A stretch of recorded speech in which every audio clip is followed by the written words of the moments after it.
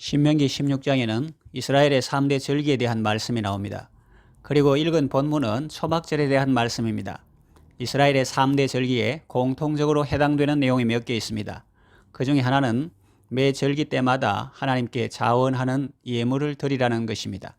10절에 보면 네 하나님 여호와께서 내게 복을 주신 대로 내 힘을 헤아려 자원하는 예물을 드리고 했고, 16절에서 17절에 보면 너의 가운데의 모든 남자는 1년에 3번 곧 무교절과 칠칠절과 초막절에 내 하나님 여호와께서 택하신 곳에서 여호와를 배웁되 빈손으로 여호와를 배웁지 말고 각 사람이 내 하나님 여호와께서 주신 복을 따라 그 힘대로 드릴지니라 그랬습니다.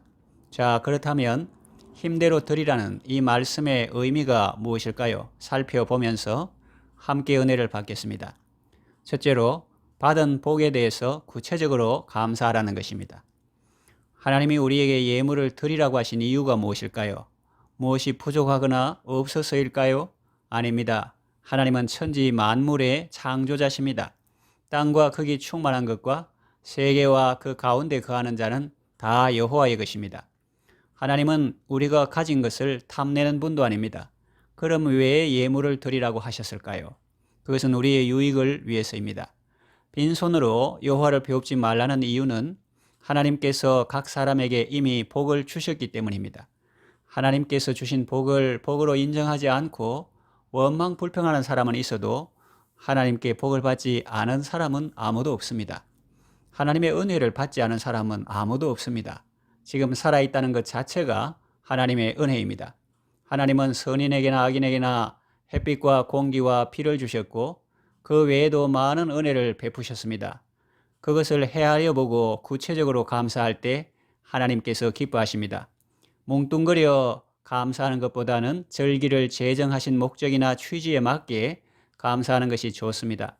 추수감사절에는 한 해 동안 베풀어 주신 하나님의 은혜를 감사합니다. 그래서 드리는 예물도 그 취지에 맞게 드리는 것이 좋습니다. 매주일 드리는 감사 헌금만큼 드리는 것보다는 한 해 동안 베풀어 주신 은혜에 감사하는 마음을 담아서 예물을 드리는 것이 좋습니다. 어느 목사님께 들은 이야기입니다. 그 교회는 군 소재지에 있는데 교인들 중에는 공무원들이 많이 있다고 했습니다. 정기적인 수입이 있는 사람들이죠. 그런데 절기 헌금을 드릴 때 보면 매주일 감사 헌금 정도로만 드리는 사람이 대부분이라고 했습니다. 안타까운 이야기죠. 한 해 동안 베풀어 주신 은혜에 대해서 감사하는 것이라면 거기에 걸맞은 예물을 드리는 것이 좋습니다. 하나님은 마음을 보시기에 상관없다고요? 그렇지 않습니다. 하나님이 우리의 중심을 보신다는 말씀도 있지만 또 내 보물 있는 곳에는 내 마음도 있다는 말씀도 있습니다. 가족이나 친구들과 식사하고 차 대접하는 비용은 아까워하지 않으면서 하나님께 드리는 예물에 대해서 인색하다면 뭔가 잘못된 것이 아닐까요? 하나님은 감사하는 사람을 기뻐하시고 감사하는 사람에게 더 큰 은혜를 기꺼이 베풀어 주십니다. 여러분, 입장을 바꾸어 생각해 보세요. 사장님이 월급을 준다고 해서 기대했는데 나중에 바꿔보니 하루 일당 정도에 불과하다면 기분이 어떨까요? 물론 하나님은 그런 사장님이 아닙니다. 다만 이해를 돕기 위해서 입장을 바꾸어서 생각해 본 것뿐입니다. 우리는 하나님에 대한 기대는 크지만 하나님께 대한 감사는 작은 것 같습니다. 자기는 추상적으로 감사하면서 하나님은 자기에게 구체적으로 복 주시기를 기대하죠. 또 자기는 뭉뚱그려 감사해도 하나님은 때마다 일마다 복 주시기를 기대합니다. 그것은 공평하지 않습니다. 어불성설입니다. 구약시대 제사를 보면 매일 드리는 제사가 있고 또 특별한 경우에 드리는 제사가 따로 있습니다. 번거롭고 귀찮다고 하나로 퉁쳐서 드릴 수는 없는 것이지요. 이것은 원리를 말하는 것입니다. 절기의 취지를 알고 받은 은혜에 합당한 예물을 하나님께 드리고 싶은데 어떻게 해야 할지 모르는 분들에게 안내하는 말씀입니다. 감사는 추상적으로 하는 것보다는 구체적으로 하는 것이 좋습니다. 또 예물은 형식적으로 습관적으로 드리는 것보다는 절기의 의미를 알고 감사의 마음을 담아서 하는 것이 좋습니다. 둘째로, 억지로 하지 말라는 것입니다. 앞서 말씀드린 것은 원리를 말한 것입니다. 모든 사람이 모든 경우에 반드시 그와 같이 해야 한다는 의미가 아닙니다. 원리적으로 우리가 하나님의 은혜에 대해 감사할 때 진정성을 가지고 해야 한다는 그 정신은 동일하지만 각 사람이 처한 상황과 형편과 능력이 다 다르기 때문에 일률적으로 규정할 수는 없습니다. 그리고 예물이라는 것은 강요해서 드리는 것이 아닙니다. 그것은 큰 원칙입니다. 만일 누가 억지로나 마지 못해서 한다면 그것은 참 예물이라고 하기는 어렵습니다. 그리고 사람이 원하지 않으면서 드리는 것을 하나님이 기꺼이 받으시겠습니까? 10절에 내 힘을 헤아려 자원하는 예물을 드리고 라는 말씀이 있지요. 이 말씀 속에는 백성을 향한 하나님의 사랑의 마음이 들어 있습니다. 구약의 제사 제도를 참조하면 하나님께서는 제사 드리는 사람이 부담되지 않도록 제도적 장치를 마련해 주셨습니다. 사람의 지위와 신분에 따라 또 경제적 능력에 따라 소를 드리거나 양을 드리거나 비둘기를 드릴 수 있도록 해 주셨습니다. 예물을 드릴 때 이것을 참조할 수 있습니다. 자신의 힘을 잘 헤아려야 합니다.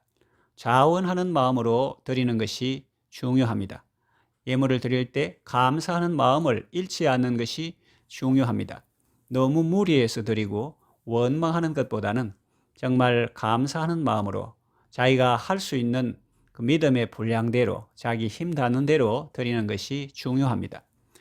은혜 받은 자가 감사하는 것이 마땅한 일이고 또 신앙의 원리이지만 그것이 하루아침에 완성되는 것은 아닙니다.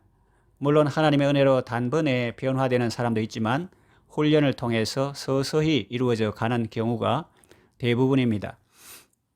아무리 은혜를 많이 받아도 그것이 은혜인 줄 모르는 사람은 감사할 수 없습니다. 그러므로 예물 드리는 것보다 더 우선적으로 중요한 것은 하나님의 은혜를 깨닫는 것입니다. 하나님을 만나는 것입니다. 다른 사람에게 감사를 강요하기보다는 그가 하나님을 만나고 하나님의 사랑과 은혜를 깨달아 알도록 기도해주며 사랑으로 섬기는 것이 중요합니다. 본인에 대해서도 마찬가지입니다. 자신이 헌신하고 봉사하는 것도 중요하지만 하나님을 만나고 그 은혜를 깨닫는 것이 더욱 중요합니다. 하나님 은혜에 대한 감사의 마음이 없이 봉사만 하다 보면 지치기 쉽습니다. 그리고 섭섭병이 들거나 공로의식이 생겨서 영적으로 큰 손해를 볼 수 있습니다. 헌신과 봉사의 자리에 나아갈수록 더욱 기도와 말씀 묵상에 힘써야 하는 이유입니다. 세 번째, 하나님과 인격적이고 진실한 교제를 하라는 것입니다. 지금까지 말씀드린 것은 예물의 많고 적음에 대한 것이 아닙니다. 물질을 이야기하는 것 같지만 실상은 참 신앙을 말씀드린 것입니다. 하나님을 정말로 사랑하고 그분을 인격적으로 대접하고 그분과 진실한 교제를 나누라는 것입니다. 여호와께서 주신 복을 따라 그 힘대로 드리라고 했는데 앞에 잠깐 말씀드렸듯이 하나님께서 주신 복에 대한 생각이 사람마다 다릅니다. 어떤 사람은 누가 봐도 복을 많이 받았는데도 하나님께 전혀 감사하지 않을 뿐만 아니라 하나님을 인정하지도 않습니다. 그런가 하면 인간적으로 보면 참 불쌍하고 가련한데 하나님께 큰 복을 받았다고 하며 감사하는 사람도 있습니다. 성경에 보면 많이 용서받은 자는 많이 사랑한다는 말씀이 있죠. 예수님 당시에 그 마을의 죄인으로 알려진 한 여인은 예수님 계신 곳에 찾아와 향유 옥합을 깨뜨려 예수님 발에 붓습니다. 드리고도 다 감사하지 못해 눈물만 흘리는데 바리새인 시몬이라는 사람은 예수님을 자기 집에 손님으로 모셔놓고도 머리에 감람유도 붓지 않고 속으로는 예수님을 비판했습니다. 그 마음과 태도가 서로 대조가 되지 않습니까? 하나님은 우리의 중심을 보시고 그대로 갚아주실 것입니다. 천지 만물을 창조하시고 모든 것의 주인이신 하나님께서 우리에게 절기를 지키라고 하시고 또 예물을 드리라고 명하셨습니다. 그것은 하나님이 무엇이 부족하거나 욕심이 많아서가 아니라 자녀인 우리가 하나님 아버지와 연합하게 하시고 지속적으로 복을 주시기 위해서입니다. 오는 주일은 추수감사 주일입니다. 한 해 동안 하나님께서 베풀어 주신 복을 헤아려 보십시오. 받은 복을 세어 보시고 기록해 보십시오. 자신의 힘을 헤아려 자원하는 예물을 드리십시오. 하나님과 인격적이고 진실한 교제를 나누십시오. 더욱 섬길수록 더 귀한 주님과 교제하는 아름답고 복된 삶을 살아가시기를 바랍니다. 기도합니다. 하나님 아버지, 2021년 한 해를 허락하시고 지금까지 큰 은혜를 주시고 많은 복을 주셔서 감사합니다. 팬데믹이라는 어려운 상황 속에서도 변함없는 사랑으로 함께해 주셨습니다. 가정과 교회를 끊임없이 세워주시고 인도해 주셨습니다. 인간의 탐욕과 죄악으로 무너진 곳에도 하나님은 사랑과 소망의 말씀으로 빛을 비추시고 한없는 사랑으로 어두운 세상을 밝히시며 붙들어 주셨습니다.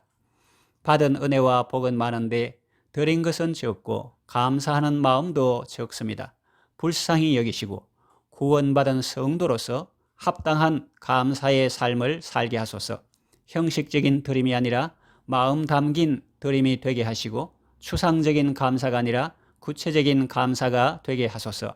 하나님과 인격적이고 진실한 교제를 나누게 하소서. 주 예수 그리스도의 은혜와 그를 아는 지식에서 자라가게 하소서.